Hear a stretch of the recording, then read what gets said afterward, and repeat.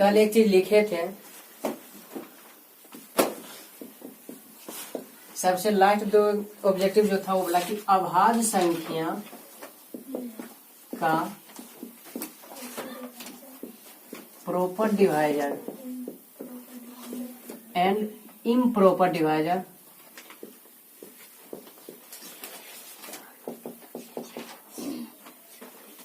यानी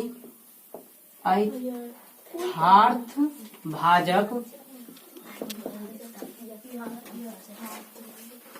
तथा यथार्थ भाजक दोनों होते हैं। इसके बाद एग्जाम्पल दिए थे कि 7 का जो होता है केवल 1 और 7 होगा, और साथ में बोले थे कि ये दोनों का दोनों जो होगा क्या होगा,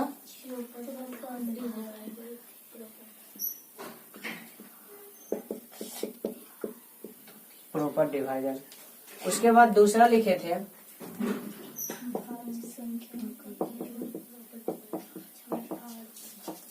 भाज्य संख्या केवल प्रॉपर यानी यथार्थ भाजक होती है। इसमें एग्जाम्पल दिए थे शायद 12 का। एग्जाम्पल दिए थे 12, जिसमें बताए थे कि इसका जो है भाजक 1 है, 2 है, 3 है, 4 है, 6 है और 12 है। फिर इसमें बताया था कि 1 और 12 जो होगा ये मेरा क्या होगा, प्रॉपर डिवाइजर। और ये 2, 3, 4, 6 जो होगा ये होगा इम्प्रॉपर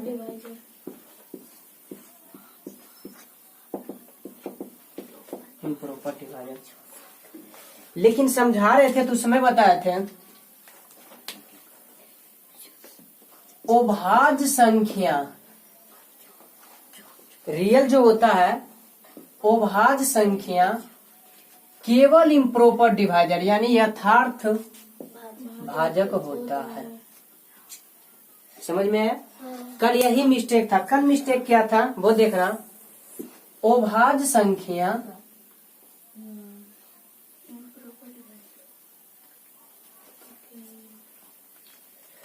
अभाज्य संख्या जो होगा वो क्या होगा, केवल इम्प्रॉपर डिवाइजर यानी यथार्थ भाजक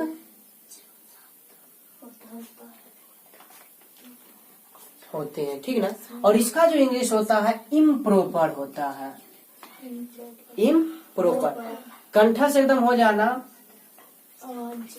ओ से अभाज्य, ओ से अर्थ, ओ से अभाज्य, ओ से, और इंग्लिश में भी ओ के लिए आई है।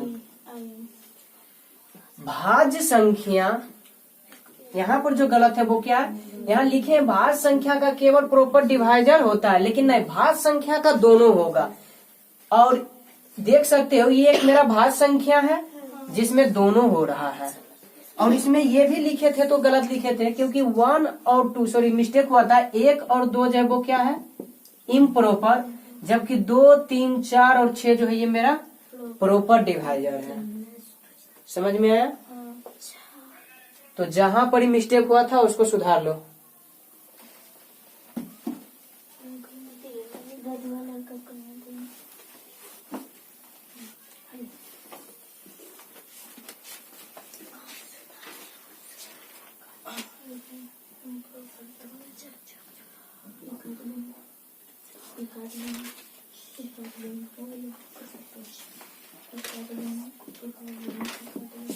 भाज्य संख्या इम्प्रॉपर डिवाइजर तथा प्रॉपर डिवाइजर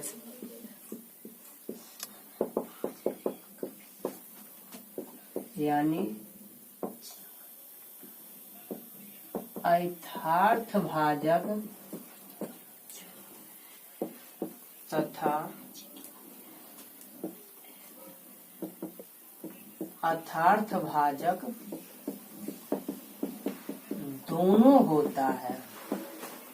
जैसे कि हाँ हम देख सकते हैं 1 और 12, 12 के लिए स्वयं 12 होगा, तो 1 और 12 जो है वो क्या है, इम्प्रॉपर डिवाइजर यानी अर्थार्थ भाजक, जबकि इसके अतिरिक्त जो है 2, 3, 4, 6 ये है प्रॉपर डिवाइजर यानी यथार्थ भाजक। इसको नोट डाउन करो। इसमें एक और ऑब्जेक्टिव लिख लो, इम्प्रॉपर डिवाइजर, क्योंकि देखना यहाँ पे इम्प्रॉपर इसमें भी है, इसमें भी इम्प्रॉपर डिवाइजर यानी अर्थार्थ भाजक अभाज्य संख्या यानी प्राइम नंबर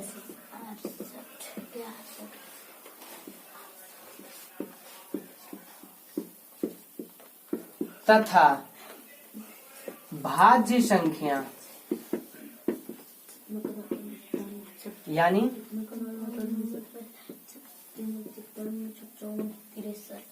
कंपाउंड नंबर या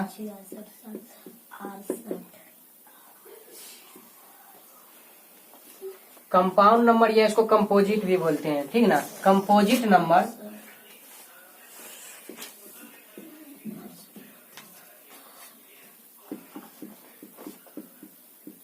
दोनों होते हैं, यानी अभाज्य और भाज्य से पूछेगा, लेकिन अगर इम्प्रॉपर से पूछ दिया तो इम्प्रॉपर डिवाइजर भाज्य संख्या तथा अभाज्य संख्या दोनों होगा। और एक और चीज कि अभाज्य संख्या को रूट संख्या भी कहते हैं और भाज्य संख्या को यौगिक संख्या।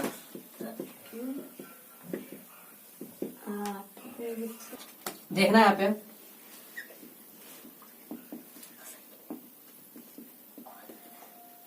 अभाज्य संख्या जिसका दूसरा नाम है रूट संख्या या इसी को इंग्लिश में बोलते हैं प्राइम नंबर।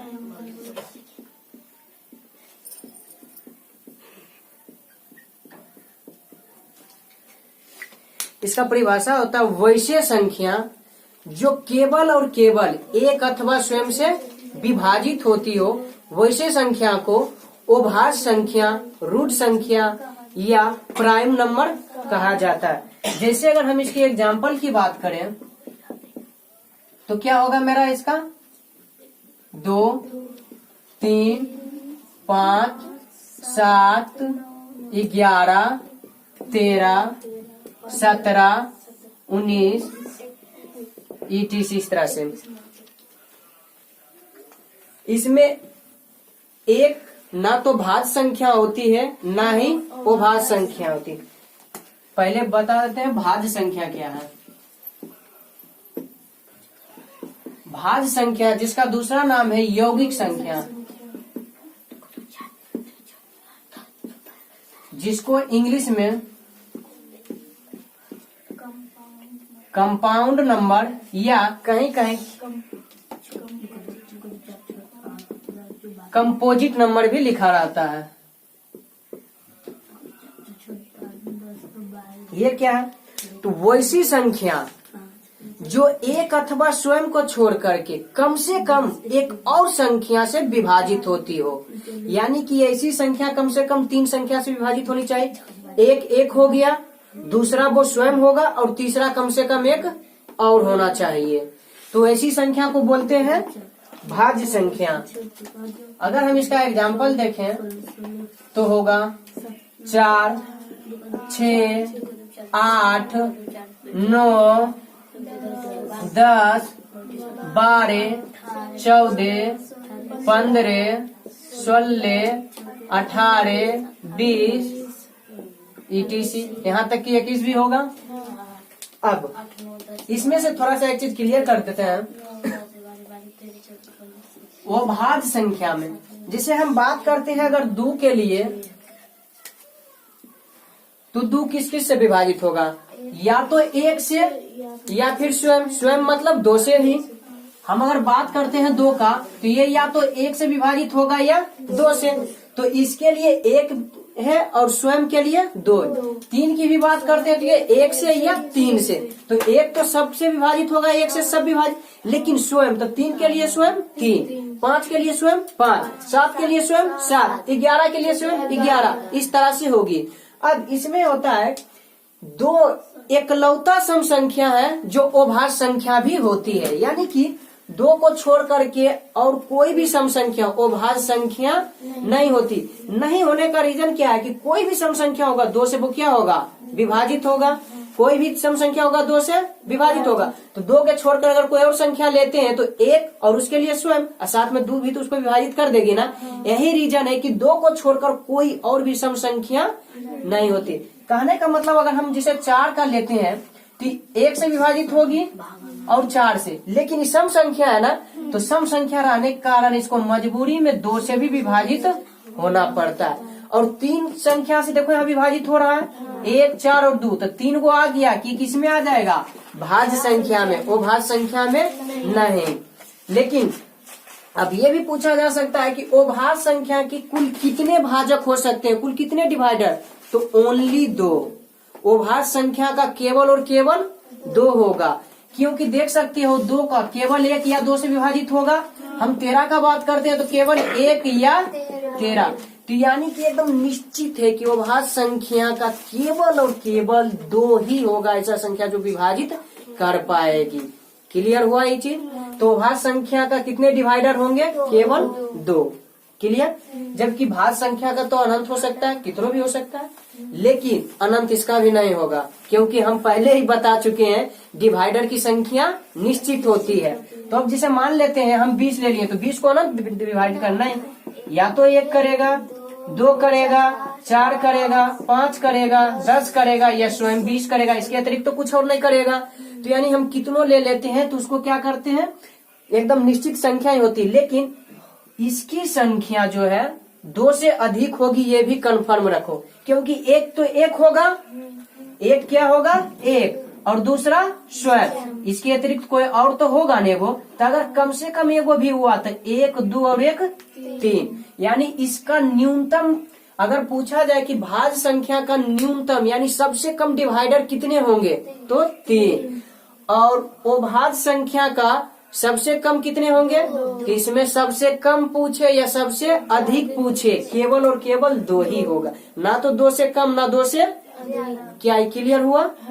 उसके बाद ये भी क्लियर। हाँ, अब अभाज्य संख्या में अगर पूछे सबसे छोटी अभाज्य संख्या तो 2, 1 नहीं। 1 क्यों नहीं होगा, हम थोड़ा देर बाद डिस्कस करते हैं, पहले ही कर लेते हैं। केवल और केवल 2, सबसे छोटी 2, यानी स्टार्टिंग 2 से होगा।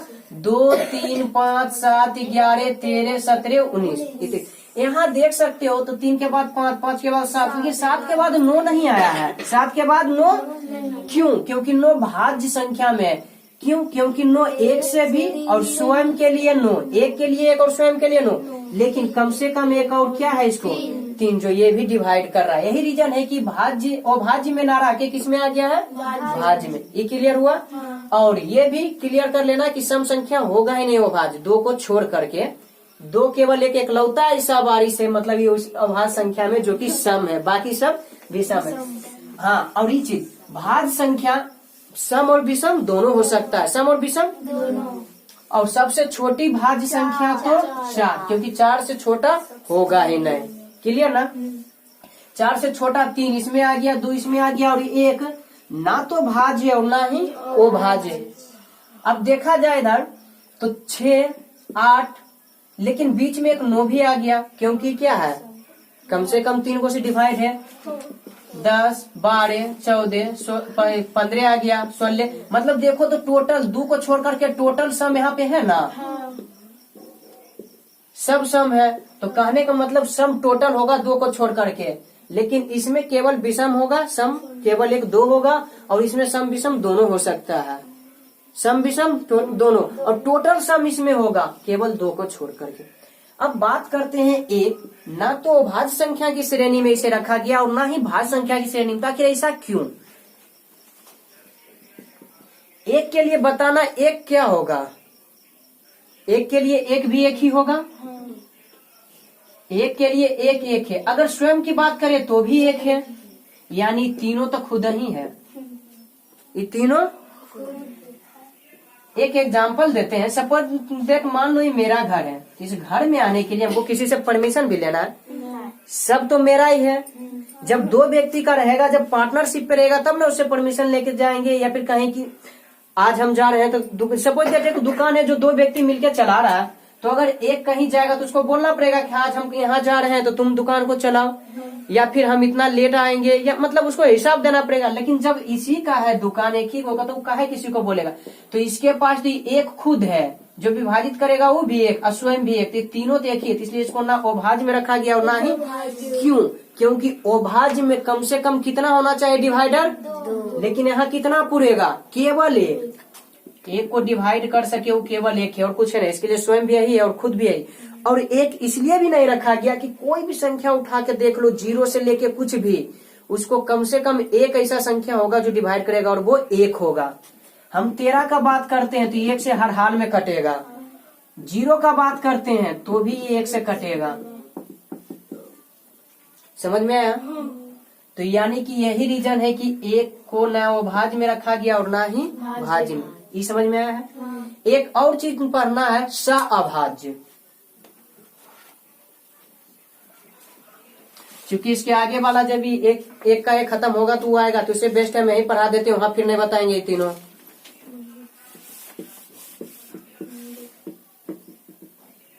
सअभाज्य संख्या यानी रिलेटिव प्राइम नंबर।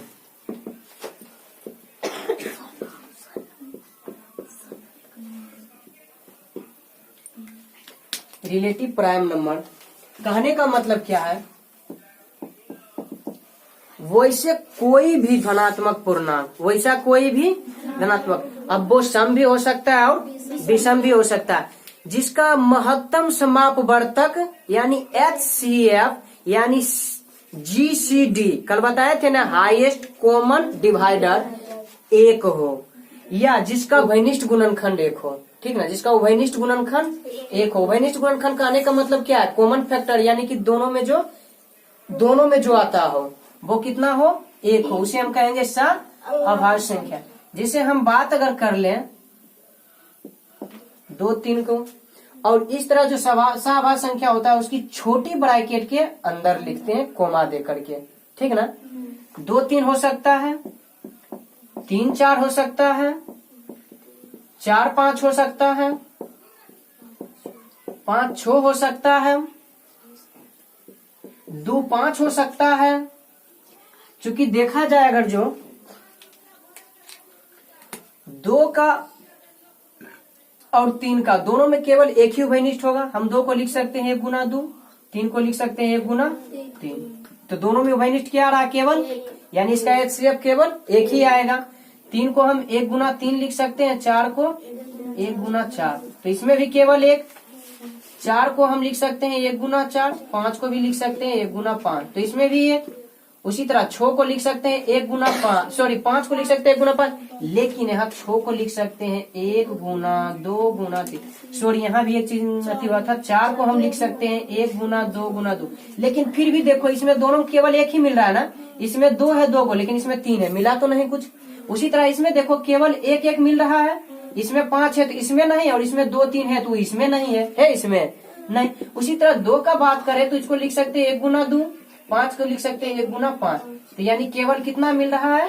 1। समझ में आया? तो ये सब क्या कहलाएगा? सअभाज्य संख्या यानी रिलेटिव प्राइम नंबर कहलाएगा। क्लियर हुआ?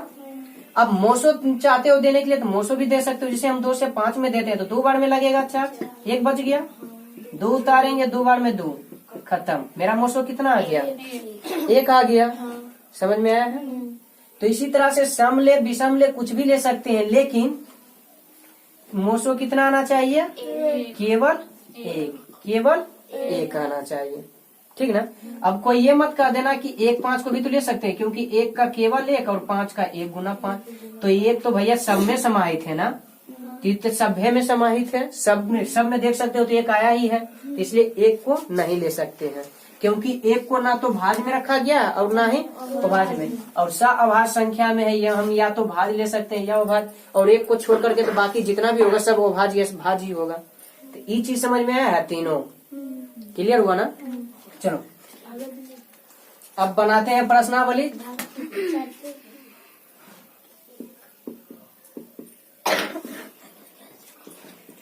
एक का इसमें 1 नंबर 2 नंबर और 3 नंबर तक क्लियर हो गया था। यहाँ तक कि 4 के 1 का जो आधा पहला भाग था वो भी क्लियर हुआ। तो देखते हैं 4 का 1 के 1 के दूसरा भाग दिया हुआ, क्या पहला भाग में दिया हुआ, दिखाए कि एक धनात्मक विषम पूर्णांक 4q+1 या 4q+3 के रूप का होता है, जहाँ q एक पूर्णांक है। तो ये बता चुके थे कल। आज देखते हैं फिर इसमें लिखा हुआ, फिर दिखाइए कि धनात्मक विषम पूर्णांक का वर्ग 8m+1 रूप का होता है, जहाँ m एक पूर्णांक है, जहाँ m एक क्या है, पूर्णांक है। तो देखो हम कल बता चुके थे कि 8 दिया हुआ है तो b क्या मान लेना, 8। 10 दिया हुआ है तो b क्या मान लेना, 10। और अगर जो क्वेश्चन में धनात्मक विषम पूर्णांक है तो a क्या मान लेंगे, धनात्मक विषम पूर्णांक बताए थे ना। तो क्या लिखेंगे हम, बोलो,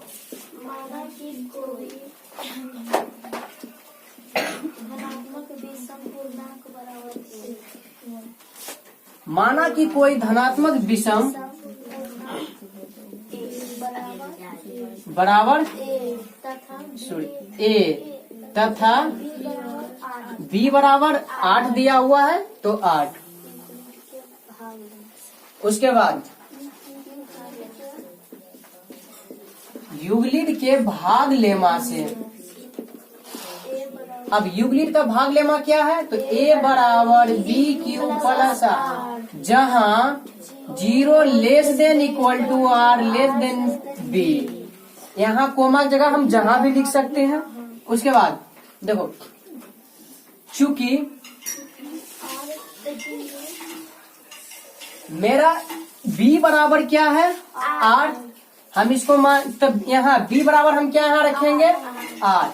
यहाँ हम ये भी लिख सकते हैं b का मान रखने पर, तो a है मेरा, a बराबर, b का मान क्या है, 8q+r। अब b अगर 8 हो गया तो यहाँ पर ही जो है 0 r तो <8 हो जाएगा मेरा, होगा ना। इसको मान लेते हैं समीकरण 1। अब देखो, चूंकि 0 r =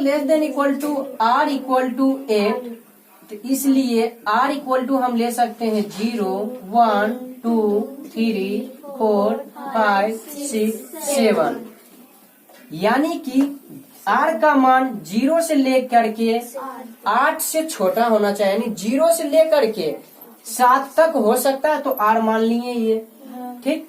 अब समीकरण 1 में एक एक करके सभी r का मान क्या करेंगे, रखते जाएंगे। समीकरण 1 से ये मेरा है सॉल्यूशन, सॉल्यूशन नंबर 4 का 1। तो समीकरण 1 से मेरा क्या होगा, तो देखो a बराबर 8q+r, सॉरी, समीकरण 1 से जब r बराबर 0 तब a बराबर 8q+r, r के मान क्या है यहाँ 0, तो बराबर 8q ही रह जाएगा। दूसरा, जब r बराबर 1 तब a बराबर 8q+1, जब r = 2 तब a = 8q+2,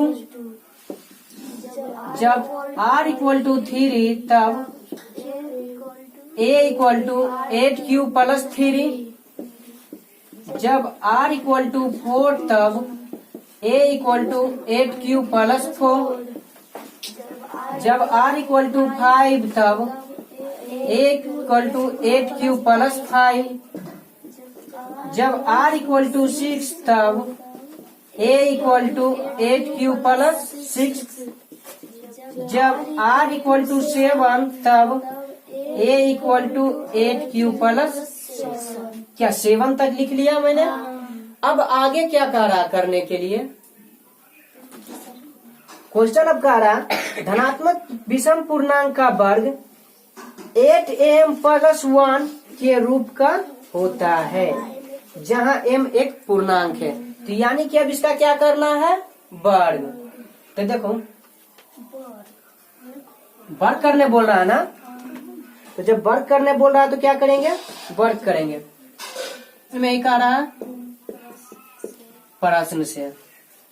तो देखो पहला मेरा क्या निकला है, 8q निकला है ना, a स्क्वायर बराबर 8q। तो इसका स्क्वायर इधर, जब इधर स्क्वायर कर रहे हैं तो इधर भी स्क्वायर करना होगा ना। अब प्रश्न में कह रहा है विषम पूर्णांक का वर्ग, तो हम विषम पूर्णांक किसको माने, a, इसका मतलब a का वर्ग करेंगे।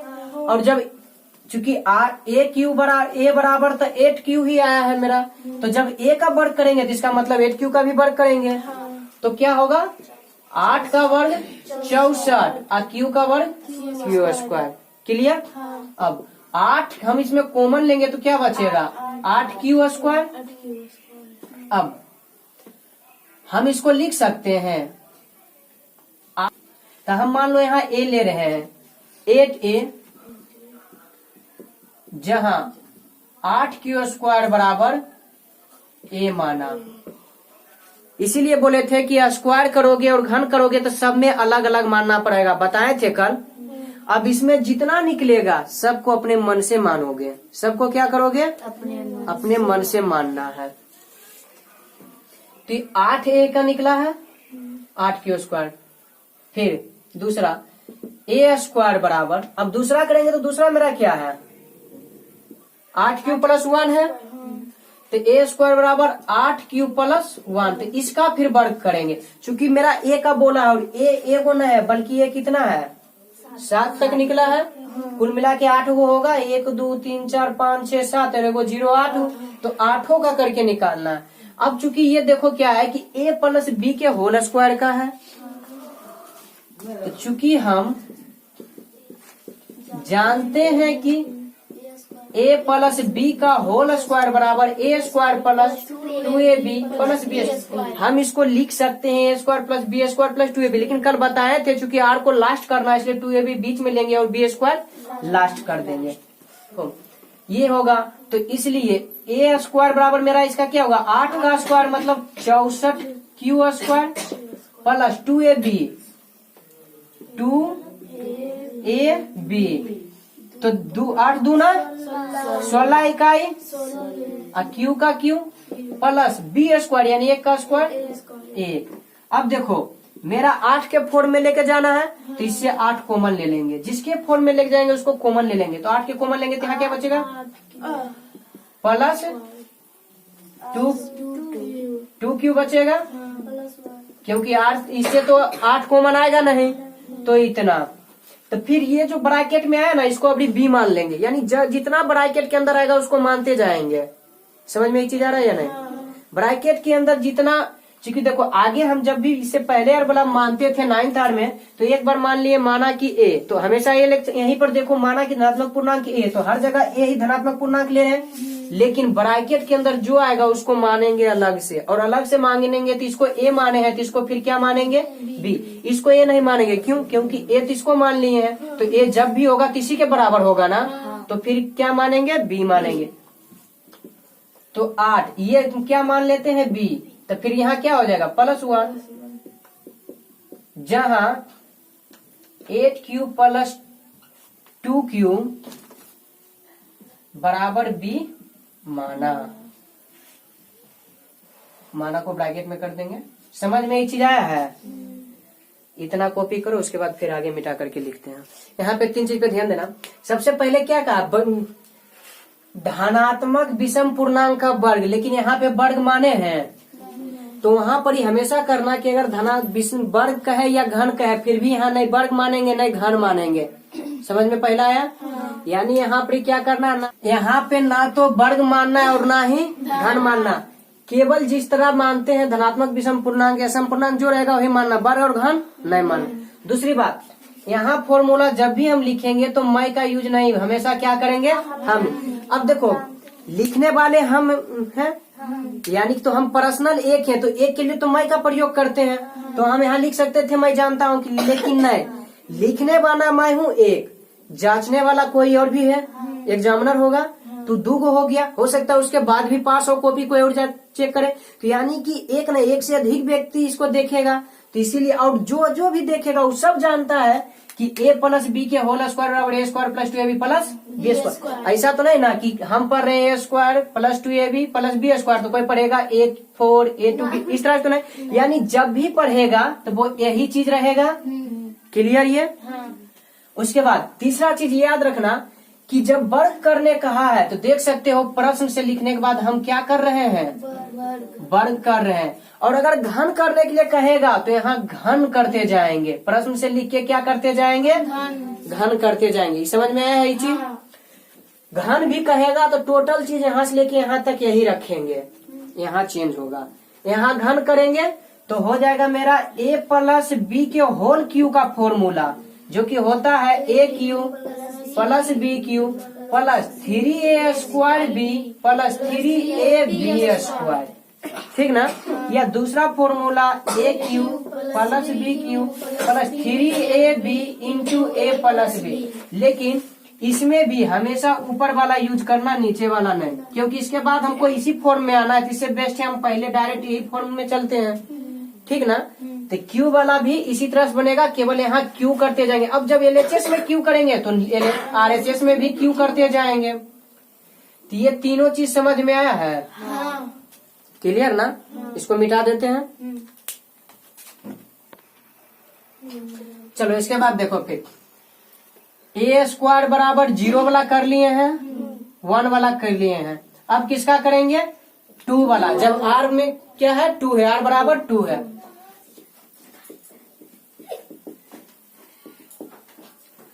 अब करेंगे क्या, a स्क्वायर बराबर, जब स्क्वायर करेंगे तो इधर किसका लेंगे, 8q प्लस 2 वाला।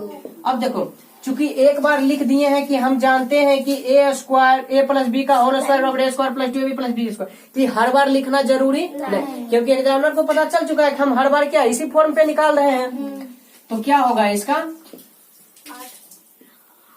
64q स्क्वायर प्लस 2ab, तो 2 इंटू a के जगह 8q इंटू b के जगह 2, 2ab के जगह क्या होगा 2, 8q इंटू b, तो 8 दूना 16 दूना 32 q प्लस b का स्क्वायर, तो b में क्या है मेरा, तो 2 का स्क्वायर 4। अब मेरा जो है मुख्य रूप से किस रूप में लाना है, 8 के रूप में, तो कॉमन क्या लेंगे, 8 लेंगे। 8 कॉमन लिए तो कितना बच गया मेरा, 8q स्क्वायर प्लस इसमें कितना बचेगा, 4q, क्या इसमें से 8 ले सकते थे कॉमन, नहीं ना, इसीलिए क्या लिख दिए 4 प्लस 4 सीधे, ठीक ना। हाँ एक चीज हम ये कर सकते थे कि अगर 8 कॉमन लेते तो यहाँ प्लस 1/2 आ जाता, आता ना, लेकिन 1/2 पूर्णांक है, वो तो भिन्न हो गया, भिन्न हो गया ना, वो फ्रैक्शन में चला गया, लेकिन हमको बोल रहा है केवल पूर्णांक लेने के लिए, इसलिए पूर्णांक में ही रखेंगे। क्लियर हुआ ये चीज भी? उसके बाद अब a बराबर, इस बार r कितना होगा, 3 होगा, तो इस बार क्या होगा, a स्क्वायर मतलब 64 का स्क्वायर प्लस 2ab, तो 2ab में इस बार होगा 2 इंटू ये 3, 8 दूना 16, 16 दिया q और प्लस b का स्क्वायर, तो 3 दिया 9। हाँ तो यहाँ देखना 8 का स्क्वायर मतलब 64q स्क्वायर प्लस 2ab मतलब 48q और प्लस 9। अब कॉमन कितना लेना है, 8, क्योंकि हमको किसके रूप में लाना है, 8 के रूप में, 8q square plus 6q plus, यहाँ देखना एक चीज, हम पहले रुको एक लाइन यहाँ पे बढ़ा देते हैं थोड़ा, यहाँ थोड़ा एक चीज बढ़ा देते हैं, देखना यहाँ पे 64Q² प्लस 48Q प्लस, क्या हम 9 को 8 प्लस 1 लिख सकते हैं? 9 को 8 प्लस 1 लिख सकते हैं ना? अब इसको किसके किसके रूप में लिखेंगे? तो जितना हम कॉमन ले रहे हैं, यानी जितना कॉमन ले रहे हैं, अगर उससे बड़ा आ गया तो हम उसको इस रूप में लिखने लगेंगे। समझ में आया ना? जैसे अभी तक में कितना आ रहा था मेरा यहाँ पे, इसमें देखो 4 आया, इससे छोटा था ना, नहीं किए, लेकिन ये 9 आ गया तो 8 से 9 क्या है? 1 अधिक है, तो इसीलिए इसको इस रूप में तोड़ दिया। यानी जितना कॉमन लेंगे उसके रूप में क्या करते जाएंगे? उसको तोड़ते जाएंगे। समझ में ये चीज आया है? तो देखो अब यहाँ से 8 कॉमन लेंगे तो यहाँ क्या हो जाएगा? 8Q² प्लस यहाँ से होगा 6Q प्लस यहाँ से 1 होगा, ये 8 कॉमन में आ जाएगा ना, फिर बचेगा प्लस 1। मैंने इससे पहले बताया था कि जितना भी ब्रैकेट में होगा सबको हम मान लेंगे, तो यहाँ इस बार इसको क्या मान लेंगे? C, और ब्रैकेट के अंदर जितना है टोटल को मानेंगे। इस बार इसको C के रूप का ले लेते हैं, प्लस में कितना है? 1, जहां 8Q² plus 6Q plus 1 equal to C माना।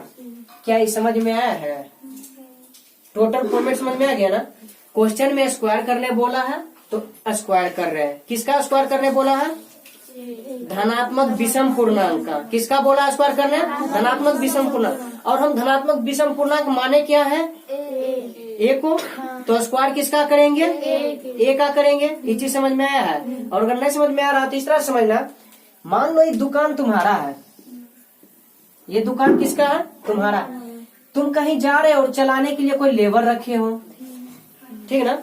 तो बताओ सामान खरीदने जाएगा तो उसको उस समय कौन सामान देगा? तुम देगी या वो जो लेबर रखा है वो देगा? लेबर देगा ना उसको। तो कहने का मतलब क्या है? धनात्मक विषम पूर्णांक, लेकिन वो माने हैं ए को, तो स्क्वायर किसका करेंगे? ए का करेंगे। क्लियर हुआ? अब स्क्वायर जब LHS का कर रहे हैं तो नियम है कि जो LHS के साथ करेंगे वही RHS के साथ करेंगे। LHS में गुना करें तो RHS में भी भाग गुना करेंगे, LHS के साथ भाग करें तो RHS के साथ भी भाग करेंगे। तो जब LHS का स्क्वायर कर रहे हैं तो RHS का भी क्या करेंगे? समझ में आया?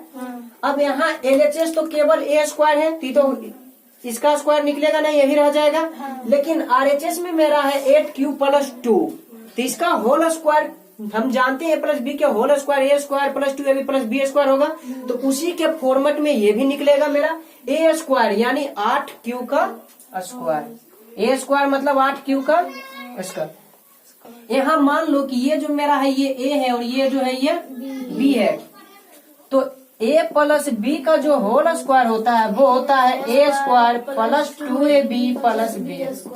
तो एक जगह मेरा यहाँ पे क्या है? 8Q, इसका मतलब 8Q का स्क्वायर होगा प्लस 2 इंटू, फिर मेरा एक क्या है? 8Q। अब B में क्या है? 2, अब प्लस B² यानी 2 का स्क्वायर, तो 8 का स्क्वायर मतलब 8 का स्क्वायर 64, Q का स्क्वायर Q² प्लस 2 मल्टीप्लाई 8 16, और 16 मल्टीप्लाई 2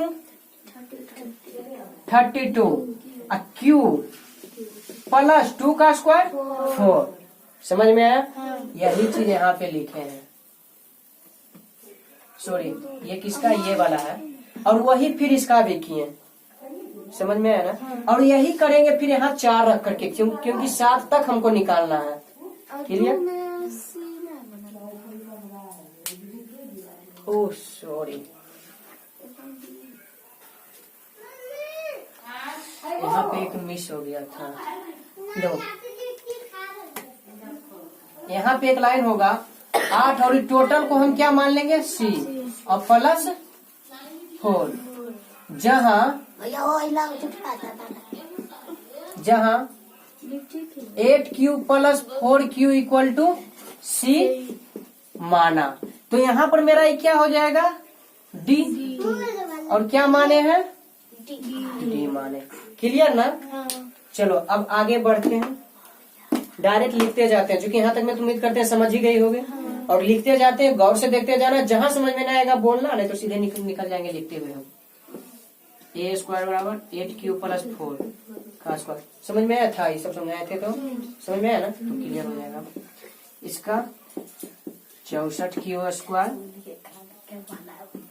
4 दुनिया 8 8 64 क्यू पर 4 चौक 16। यहाँ 8 कॉमन लेंगे तो मेरा हो जाएगा 8 Q square plus 8 Q plus 2। उसके बाद मेरा कुछ बचेगा ही नहीं, यानी 8e, जहाँ 8 Q square plus 8 Q plus 2 equal to E माना। यहाँ पे एक चीज देख लेना, इसमें 16 जो था पूरी तरह 2, अगर 16 कॉमन लेंगे तो 2 आएगा, टी भी अंदर। तो यहाँ पर ही प्लस में कुछ नहीं बचा है, इसका मतलब प्लस में कितना है 0। आर का मान यहाँ पे कितना आ गया 0। क्लियर ना? चलो 8 क्यू प्लस 5 का स्क्वायर, 10 8 80 क्यू 25, यानी 8 कॉमन लेंगे तो मेरा होगा 8 Q square plus 10 Q plus, अगर यहाँ पे एक चीज देख लेना, 25 को हम लिख सकते हैं 24 प्लस 1, 25 को लिख सकते हैं, या लिख करके ही दिखा देते हैं 64 Q square plus 80 Q plus 4 plus 1। अब इसमें से हम ए स्क्वायर में से 8 कॉमन ले लेंगे तो बचेगा 8 क्यू स्क्वायर प्लस, यहाँ बचेगा 10 क्यू प्लस, यहाँ पर ही 3 बचेगा। 8 कॉमन लेंगे तो कितना 3, लिखते चल जाओ, सब समझ में आ ही रहा है। तो प्लस 1 प्लस 1 डी, इस बार एफ हो जाएगा प्लस 1, जहाँ 8 Q square plus 10 Q plus 2 equal to F माना। फिर ए स्क्वायर बराबर 5 लिए, इस बार 6 लेंगे, 8 क्यू प्लस 6 का स्क्वायर 64 क्यू स्क्वायर, 6 दूनी 12 12 ठीक, 6 दूना 12 12 96 क्यू 6 6 36।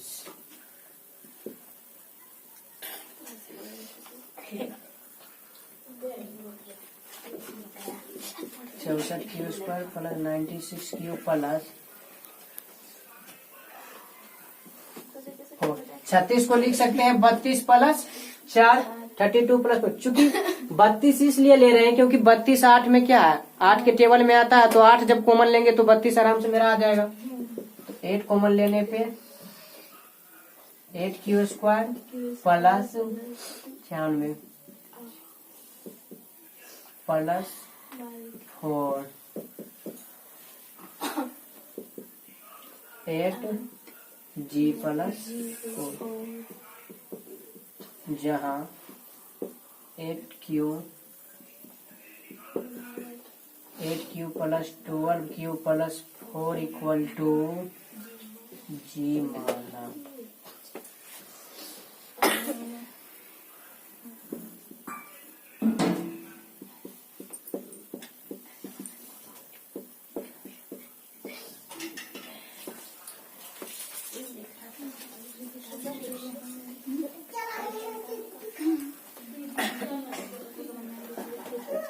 उनचास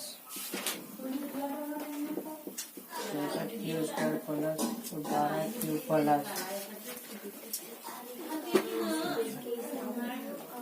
45 प्लस 1, 8 में कॉमन लेंगे तो 8 Q plus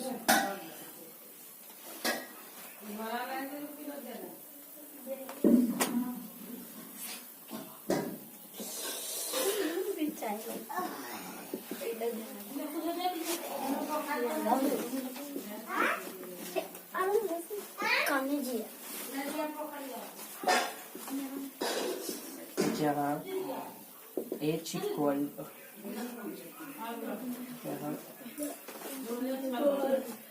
8Q plus 14Q plus 6 equal to 8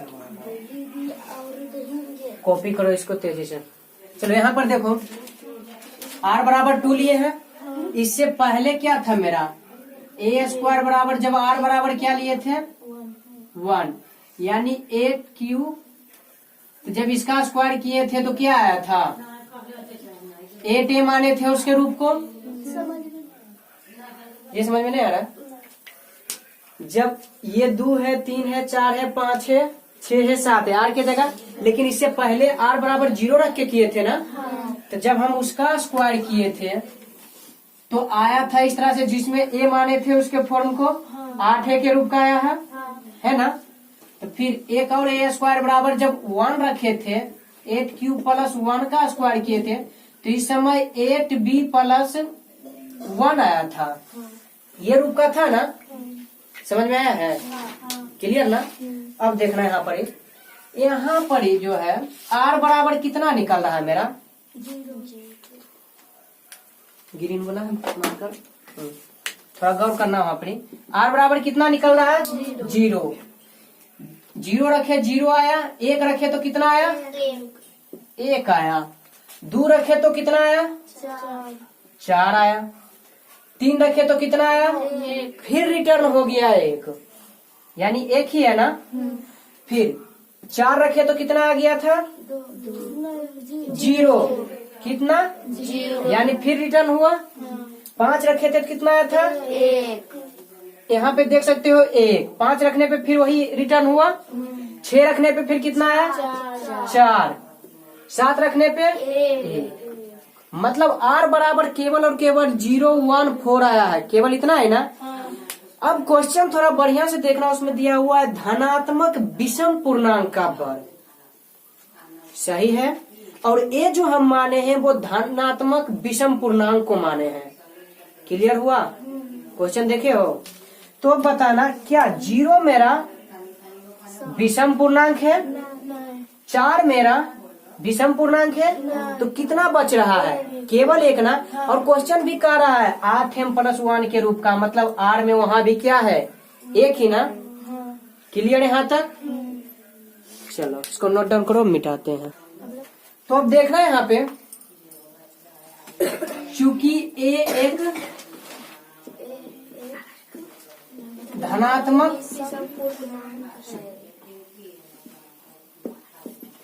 विषम पूर्णांक है, लेकिन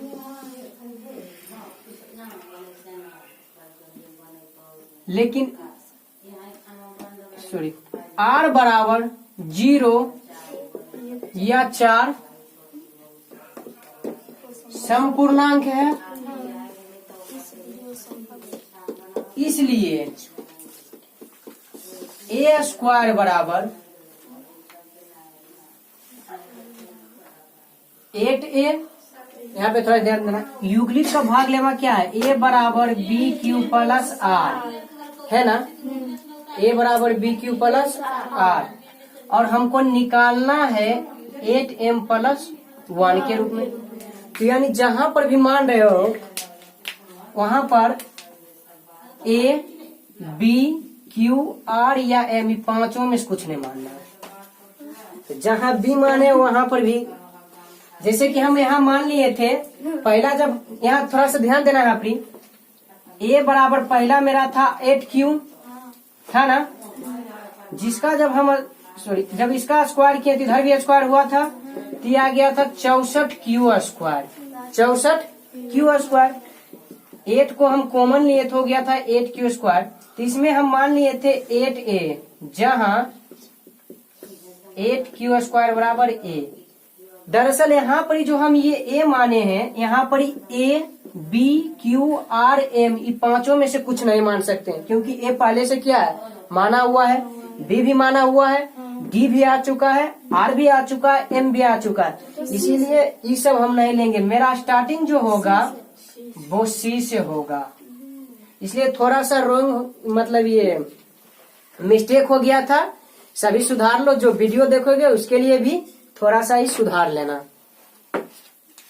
चलो देखो, तो मेरा पहला स्टार्टिंग कहाँ से होगा? सी से ना, 8C होगा, चूंकि ए एक धनात्मक विषम पूर्णांक है, लेकिन r बराबर 0 या 4 सम पूर्णांक है, इसलिए ए स्क्वायर बराबर, यहाँ पे थोड़ा सा देखना, थोड़ा अलग से लिख देते हैं।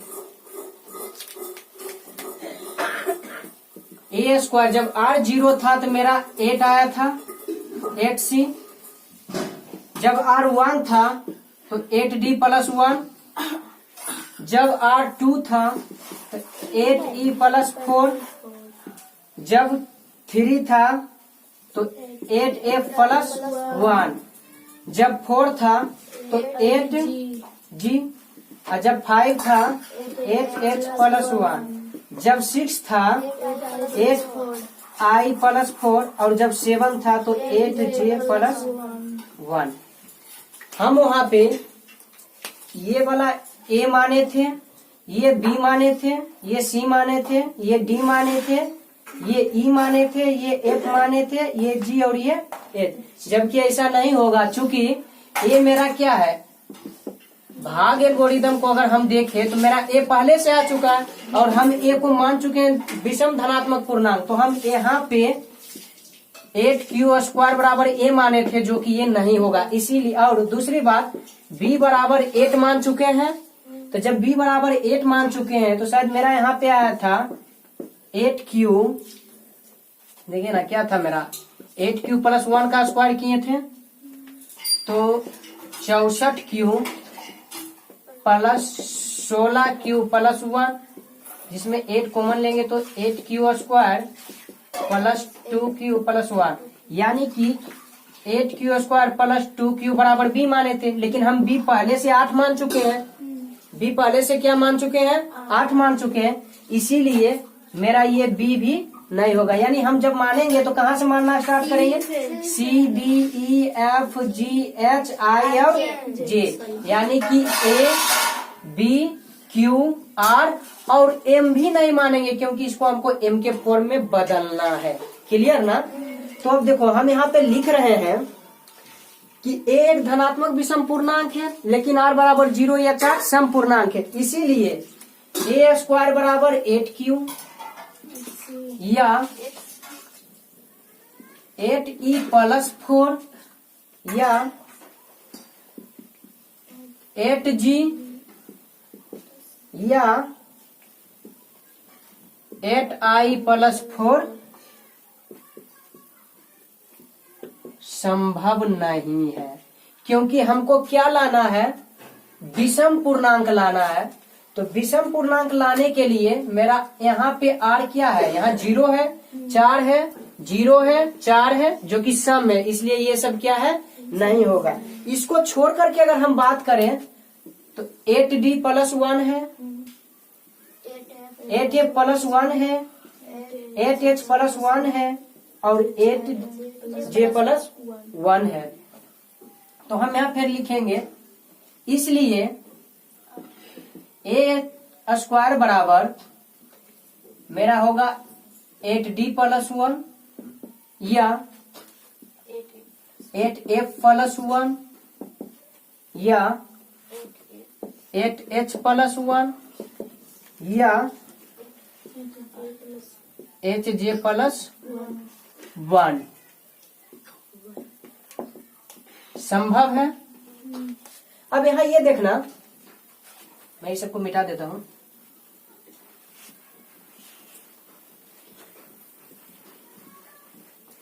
यहाँ पे ये देखना कि मेरा जो ये वाला है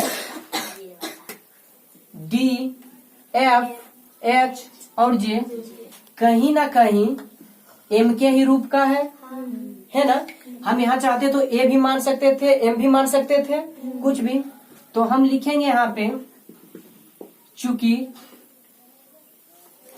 8D प्लस 1 या 8F प्लस 1 या 8H प्लस 1 या 8J प्लस 1 सभी 8M प्लस 1 के रूप का है। तो अतः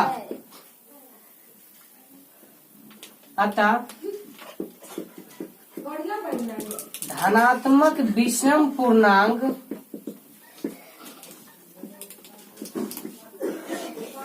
का वर्ग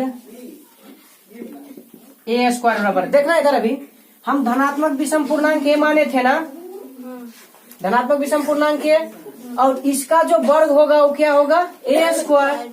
तो इतना बराबर क्या हो जाएगा मेरा 8m प्लस 1 के रूप का होता है।